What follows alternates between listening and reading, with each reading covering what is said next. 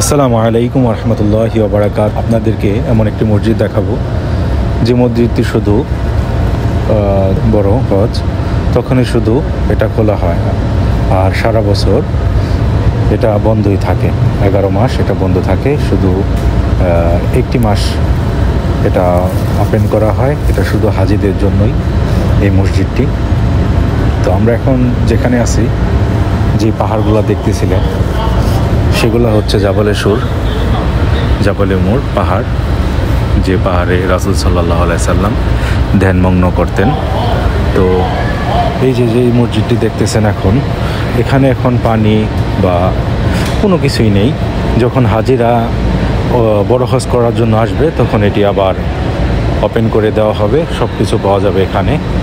তো সবাই ভালো থাকবেন, সুস্থ থাকবেন। ধন্যবাদ। আসসালামু আলাইকুম রহমতুল্লাহি ওয়া বারাকাতুহু। অবশ্যই সাবস্ক্রাইব করে পাশে থাকবেন। সবাই ভালো থাকবেন।